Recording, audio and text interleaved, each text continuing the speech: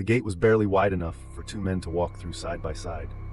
That was the only way in. And on the afternoon of April 13, 1919, it became the only way out. Except that the way out was about to be sealed.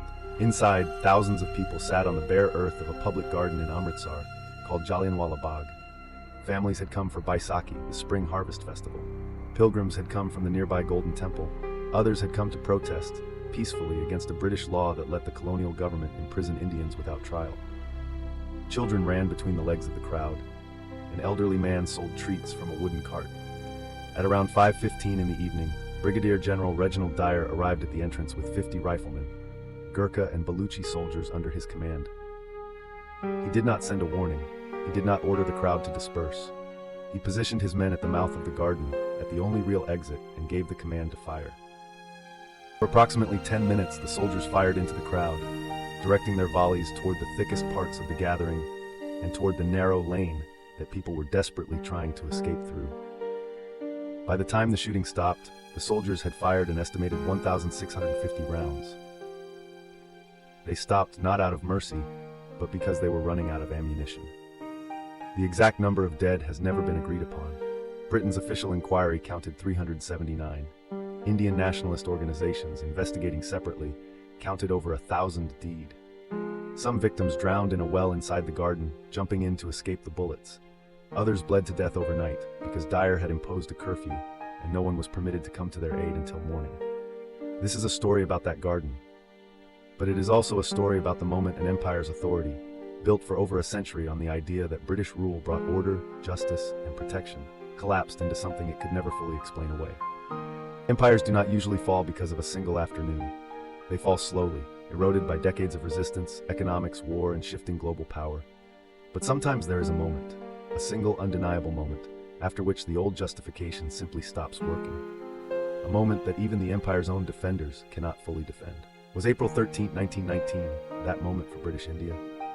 Did the massacre at Jallianwala Bagh mark the day when Indian independence stopped being a demand and became instead an inevitability? This documentary asks, at what precise point does a colonial power lose its moral right to rule? And did General Dyer, in that walled garden, hand India's independence movement something it had never fully possessed before? Unified national outrage. To understand why thousands of ordinary people gathered in that garden on that particular day, you have to understand what had been building in Punjab and across India in the months before. The First World War had just ended. Over 1 million Indian soldiers had fought for the British Empire, in France, in Mesopotamia, in East Africa. Indian political leaders, including Mahatma Gandhi, had supported the war effort, believing or hoping that loyalty would be rewarded with greater self-governance once peace came. Instead, in March 1919, the British colonial government passed the Rowlatt Act. The law extended emergency wartime powers into peacetime. It allowed authorities to imprison people suspected of sedition without trial, without a jury, and without the right to know the evidence against them. To Indians who had just sent their sons to die for the empire's war, it felt like a betrayal, dressed up as security policy. Gandhi, still a relatively new figure on the national political stage, called for a nationwide hartal, a general strike, as an act of non-violent protest. The response was extraordinary. Shops closed, streets emptied. In city after city, Indians of different religions and classes stood together in a way that unsettled colonial administrators used to a divided, more manageable population. Punjab became one of the most volatile flashpoints. The province had contributed disproportionately to the war effort in soldiers and revenue, and now felt it had received only more repression in return. In Amritsar, two respected local leaders, Dr. Satyapal and Dr. Saifuddin Kichlu, had been organizing protests against the Rowlatt Act. On April 10, 1919, British authorities arrested them and secretly deported them from the city. The arrests triggered violent riots. Crowds attacked banks, set fire to government buildings, and killed several Europeans, including bank employees. A British schoolteacher named Marcella Sherwood was assaulted by a mob on a street in Amritsar and left badly injured. The city was placed under the control of the military. Reginald Dyer, a career British Army officer with a reputation for decisive and often harsh command, was sent to restore order. By April 13th, Dyer had banned public gatherings of more than 4 people in Amritsar. But this notice had been announced in only a few parts of the city, and many people, especially those arriving from outlying villages for Baisakhi, had not heard it. Historical accounts differ on how widely the ban was actually publicized. For thousands of them, Jallianwala Bagh was simply where the festival crowd and the protest happened to be that day. What is certain is that Dyer knew, before he arrived at the garden, that a large crowd had gathered there. And what he chose to do next was not born of panic. It was a decision made deliberately by a man who later explained his own reasoning without apology. The turning point in this story is not a single event. It is a decision made in the mind of one man in the short walk between the gate of Jallianwala Bagh and the moment he gave the order to fire. Dyer had, by his own later testimony before the Hunter Commission, the official British inquiry into the massacre, arrived at the garden with a clear intention. He stated that his goal was not simply to disperse the crowd, but to produce what he called a sufficient moral effect on the population of Punjab. Dyer's own testimony to the Hunter Commission. He wanted the punishment to be severe enough to be remembered, not just in Amritsar, but across the province. This is the detail that transforms the massacre from a tragic loss of control into something else entirely, a calculated act. Dyer did not order his troops to fire warning shots. He did not order them to fire into the air. According to his own testimony, he directed the firing toward the densest parts of the crowd, and specifically toward the exits where people were trying to flee. He also testified that had he been able to bring his armored vehicles with mounted machine guns into the garden, he would have used them as well, but the entrance was too narrow for the vehicles to pass through. From Hunter Commission testimony. For Indians watching the aftermath unfold, this was the revelation that reshaped the entire independence movement. The massacre was not a rogue accident by a panicked officer. It was policy, spoken in the language of control, discipline, and moral instruction, applied to men, women, and children who had gathered for a religious festival. In the days after the massacre, the struggle was not only about grief. It became a struggle over the truth itself, over whether the British government would treat what happened in that garden as a tragedy, a necessary evil, or a crime. Martial law remained in effect across Punjab for weeks after the massacre.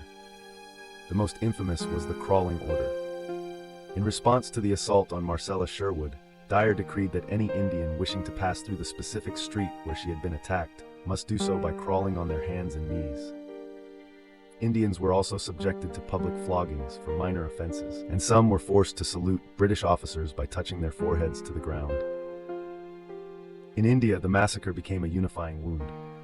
Rabindranath Tagore, the Nobel laureate poet, wrote to the Viceroy of India, renouncing the knighthood he had been given by the British Crown, stating that he wished to stand, in his words, shorn of all special distinctions by the side of my countrymen.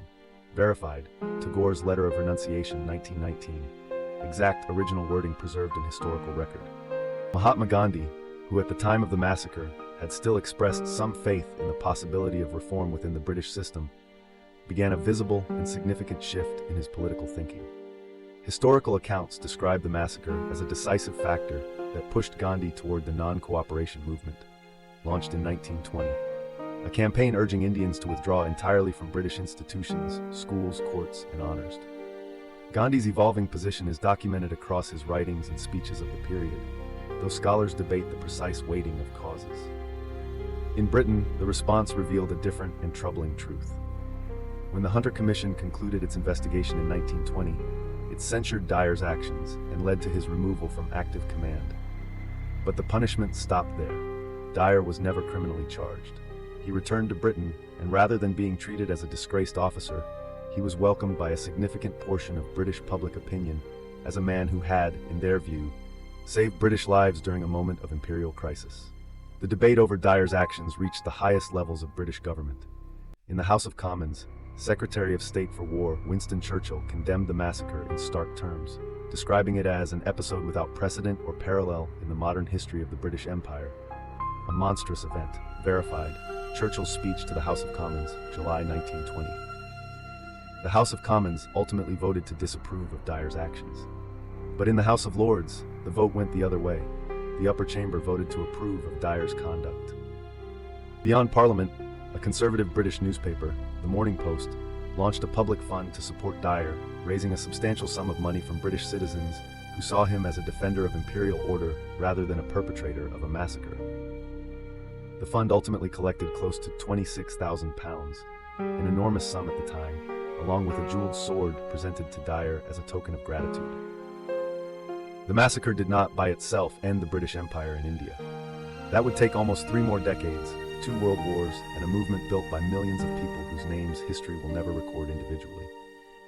But on April 13, 1919, in a garden meant for festival and prayer, something the empire could never fully repair was broken. Its claim to be a moral guardian. If you enjoyed this story, please hit the like button and subscribe for more untold history every single day. See you in the next one.